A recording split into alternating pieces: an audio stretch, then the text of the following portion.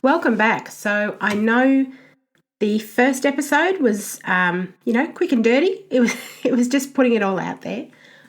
And this one, because I feel like when you listen to a podcast or when you're going to listen to someone speak, the first thing you want to know is, well, what's in it for me? Why should I listen to you? So I've called this episode The Right to Speak, or Shut the Fuck Up, because I thought I would just give you a little insight into who I am and my reason behind what I do, and perhaps then you'll be able to see whether there's any value for you in continuing to listen to the podcast. So I want to talk about, when I talk about my story, I want to mention things like labels. And yes, just like the labels on the stuff at the supermarket, we actually apply labels, don't we?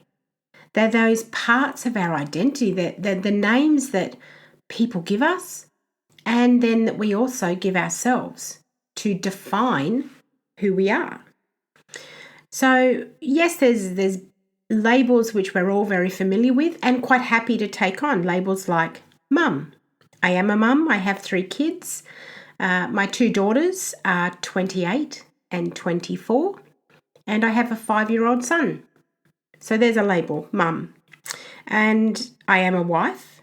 I've been with my partner, Anthony, for over 12 years now. So there's another label. And there's all those different other labels, woman, entrepreneur, all those names that fit us into different boxes in society.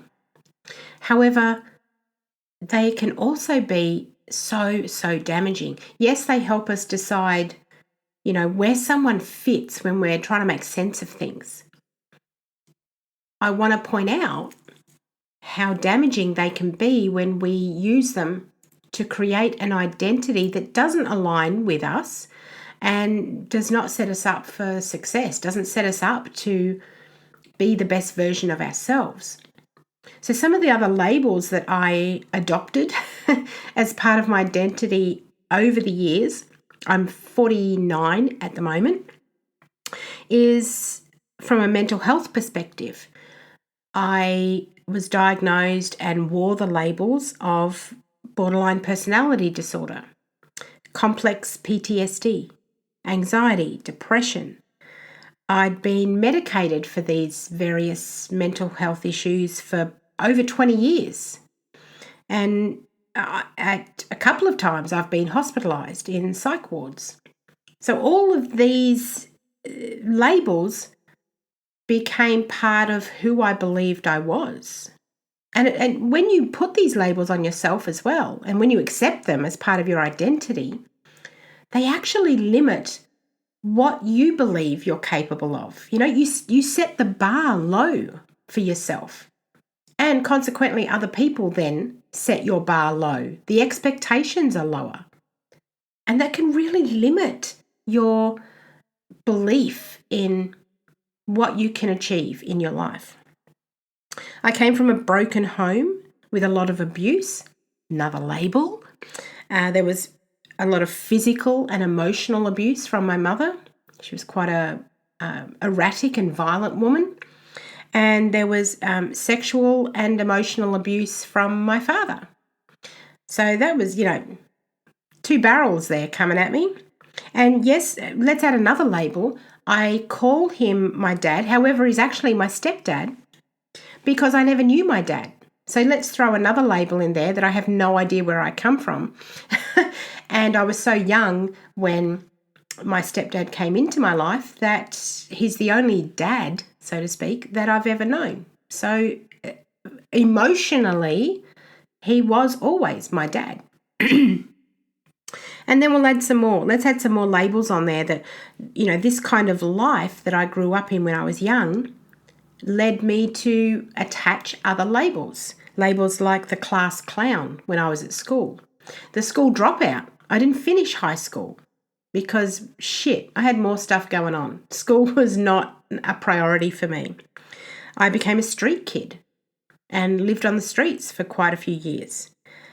that then also led to me becoming a sex worker. So let's add that label on there as well.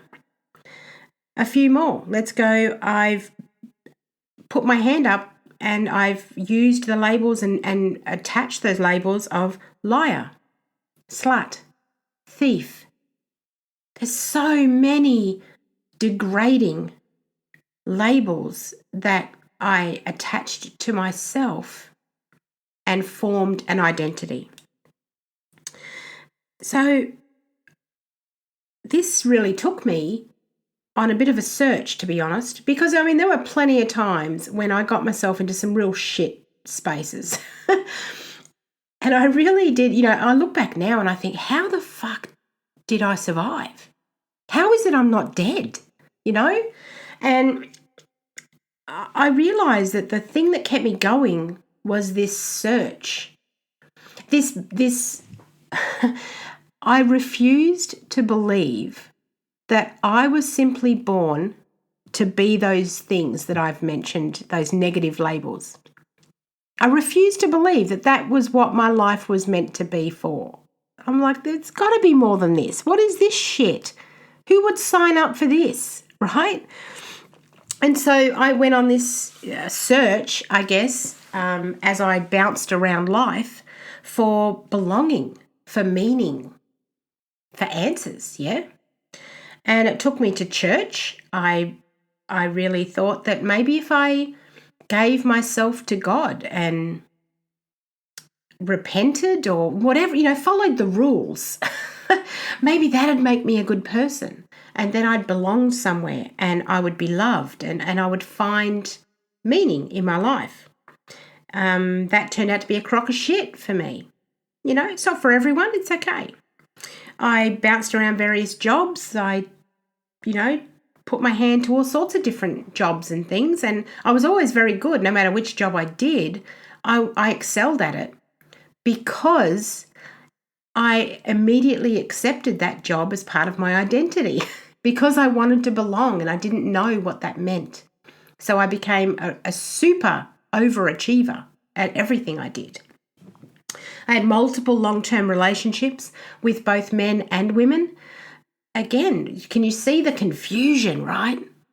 Like, where the fuck do I fit in? And so at that point, you're just bouncing around trying everything and anything to see where you belong. And that's what I did. In wanting to understand my head, in wanting to understand my choices, my emotions, my behaviors, I studied psychology, counseling, color therapy, tarot, Reiki, Kabbalah. I really, again, overachieving, throwing myself in, thinking that this was the answer. This would finally explain what made me, yeah? And it was all really just to answer, why the fuck am I here? What is the point of my life? That was my burning questions. And all of these things, and they gave me some answers, I guess. They gave me a lot of information and over time, more and more connection to myself as well. I learned a lot about myself for sure, 100%, yeah. However, once I had kids, once I had my daughters, because obviously they're older, 28 and 24, I thought, well, you know what? Maybe it's not about me. Maybe I've just got to let go. And my whole reason for being was to be a mother to these girls and do what I can to give them a better life than what I was given.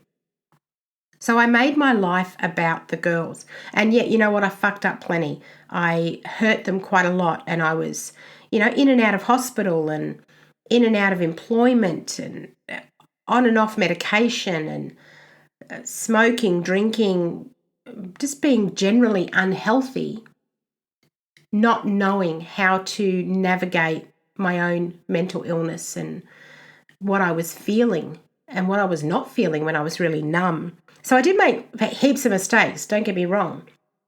However, I'd like to be proud of the fact that I also never gave up. I really wanted to be someone that my daughters would be proud of. And so that kept me moving forward ever so slowly. And sometimes I'd move forward and I'd be thrown 10 steps back. And I'd dust myself off, get back up, and keep moving forward.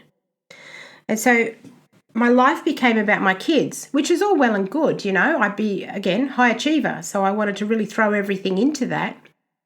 And then my mind started thinking, well, what about after that? I'm a realist.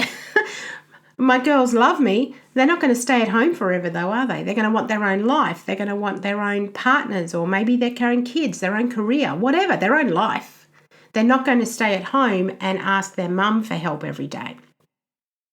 So I started wondering, well, what does that mean for me after I have really wrung all the goodness out of the label of mum? What next? So there was a bit of a void there. And, once again, I started looking for what would fill that. And thankfully, that around that time is actually when I found NLP. That's neuro-linguistic programming. And I went to do this course, and I thought it would help me because also, around that time I thought, maybe my job, my meaning, my purpose is to help other people. And so I decided I wanted to become a coach and just help other people, and using what I'd learned along the way from psychology and colour therapy and tarot and Kabbalah, Reiki, massage, all those things. Just put them all together and see if I could help in some way. And so I went and did this NLP course, this practitioner certification. There's a 5-day course, and I had to travel away from home. And my mindset was that I was going to go there and, learn some really cool tools to help other people. I shit you not, by I think it was the beginning of day 3, around there, I was looking on my phone trying to work out how to get an earlier flight home. I was in tears and I thought, I did not sign up for this shit. It was brutal. I've got to say, it was brutal. And I realized there were so many aspects of myself underneath all those negative labels that I had simply ignored. That inner child work. I'm like, no, fuck that. I've got no time for that. And so I pushed and suppressed all of this emotion and all of this nurturing sort of love that, in essence, that's what I was searching for, wasn't it? And yet it's what I denied myself the most. And it was all coming up. It was all bubbling up during this course. And I'm like, that's it. I'm tapping out. I'm done. And the trainer of that course, he came to see me. And I will always, always be thankful and grateful for this moment with him, because he knelt down to my eye level, and he said, I know that this is hurting. I know you're processing a lot right now. However, I also know that if you can trust me and see through the next couple of days, you will feel so much better. I guarantee it. I promise you that this is not the end. And I'm like, yeah, you know what? I don't know. Like, I'm sort of thinking you're full of shit right now, because you didn't tell me I'd be feeling any of this, And I was really quite dismissive. I was a bit, don't want to hear what you have to say.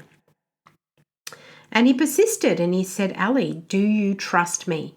I'm asking you to trust me. Please, will you trust me? And I thought, you know what? Trust is something that I had never really given anyone, because trust had been betrayed from the minute really that I can remember being with parental figures. Trust was that one thing that was never shown to me. I didn't learn trust. So I thought, okay, Ali, there's a crossroads. Are you going to step it up and trust, or are you going to run away? So not one to shy away. I'm like, fuck this, let's go. And I said, all right, I'll trust you. Let's go. And I went back in there. And by the end of, I think it was about day 4 then, I walked up to that same trainer and I said, okay, tell me how I can learn everything about this, because I want to do what you do. I want to train other people. I want to share this with as many people as I can talk to, because this is fucking phenomenal. This is life-changing stuff. And I don't say that lightly. You know, I'd studied a lot of other things that are quote unquote life-changing. Didn't change my life, so to speak, though, did it? It put Band-Aids on and it touched on bits. And yeah, it was lots of beautiful experiences and lots of wonderful knowledge that I learned. And I'm always very grateful for that knowledge, and I use it still today. However, when I did the NLP course, so much in my brain was unlocked. I saw the world differently. I saw myself differently. And from that moment on, I vowed to live my life according to that. And, I walk my talk. I've never asked anyone to do anything that I haven't done myself after I learned NLP. So, yeah, I came back from that course. I hit the ground running. I started coaching using the tool, and then I started looking into how to become a trainer. And less than 2 years later, after that course, I became a certified trainer. And it was hard work. Like, let me tell you, you get put through the ringer, and you really have to be able to step up and pass other people's bullshit meter, If they can smell crap on you, you're not going to get anywhere. So I really had to spend so much time reflecting and sorting out my own bullshit excuses, my own labels that I was holding on to simply because I was too scared to step out and be everything that I always actually dreamed of being. Because what if I fail? I say to that, what if I fail? Who gives a shit? I'm going to give it my best, regardless. So here I am now. Now I have my own training company. It's called Talk Train Co. I run certification courses in NLP and in timeline therapy, in coaching, and I throw lots of other modalities in there. I really am passionate about communication, and so I help couples get together. We do couples courses. I help people who want to communicate with kids better. I help them with that. I look at personality profiling, and we talk about that kind of stuff and do courses on that. And hypnotherapy, which is another really great tool. So I'm now have found that belonging, that meaning, that purpose. And it is so aligned. Everything now, I feel like this is the real me. And yet all those other labels I had were also me. I'm not ashamed of any of those labels.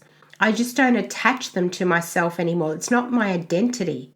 It was a moment in time. It was a lesson. It was part of my life. Yes. This is who I am now. Now I'm the architect. Now I design each day how I want it to go. And when it doesn't go the way that I want it to, then what can I learn from that? What can I take from that? So that tomorrow I can do it differently. That's what I'm passionate about. And all these bits and pieces, plus heaps more, is what this podcast is about. Because in training, I do have a time limit, and I do have to filter myself a little bit in regards to things like language and opinion. Because training is about, education.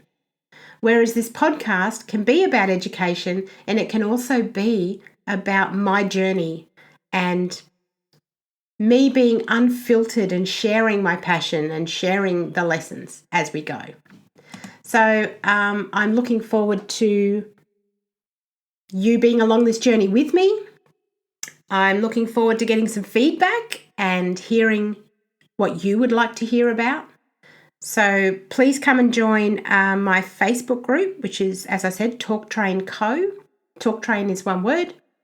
Come and join the group, get involved. You can look up my website as well. It's www.talktrainco.com.